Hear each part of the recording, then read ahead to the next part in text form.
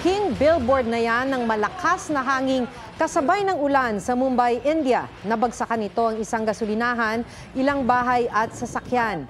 Hindi bababa sa 14 ang nasawi habang 75 ang sugatan. Ayon sa mga otoridad, 14,400 square feet ang laki ng billboard, mas malaki sa Olympic-sized swimming pool at 9 na beses na mas malaki kaysa sa pinapayagang maximum size ng billboard.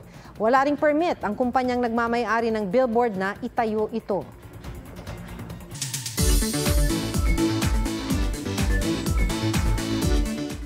Bukod sa refreshingly cold water ng isang spring sa Laguna, bonus pampapresko rin ang dami ng punong nakapaligid sa resort. Chita Yorian sa report ni Mark Salazar. Kapag dito ka napadpad, huwag ka mahihiyang sumigaw ng ang lamig. Ang tubig ng Cold Spring Resort na ito sa San Pablo City, Laguna, all natural at walang halong kemikal. Galing kasi ito sa mga bukal. Pwedeng mag-dive sa nasa 5 talampakang lalim ng cold spring. Idilat ang mga mata at masdan ang crystal clear na tubig. Kung chikiting ang kabanding, may mababaw na parte naman ang spring. Kung pagod ng lumangoy, tambay muna rito sa man-made waterfalls at damhin ang lagaslas ng tubig. Kung mismo na ang typical resort look na pool, meron din sila nito. Pero ang tubig, no chlorine, dahil galing din sa bukal. Bago makarating sa resort, sangkatutak na puno ang sasalubong sa'yo. Malilim kaya hindi ka matatakot na mangitim sa outing. Malawak din ang parking at walang bayad. Mark Salazar, nagbabalita para sa GMA Integrated News. Ang pagkahilig sa manika, di kailangan magtapos sa kabataan.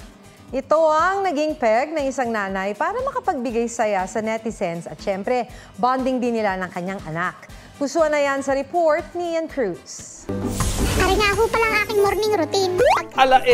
Ke ganda naman nitong babae. Kaya show ko yung masipag, sukulay-sukulay, ayos-ayos, kunwari motivated. Ang manikang may buhay, isang Batanggenyang tunay.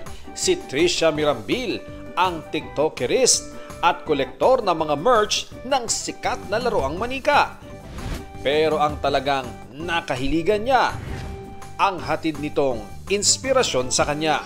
Ang ginawa ko talaga is parang sinapuso ko talaga na yung mga quotes niya. Nagkaroon ako ng pag-asa sa mga dreams ko na ay kaya pa pala kahit anong edad, kahit anong situation. Ang anak niyang 2 taong gulang, siya ring kalaro niya.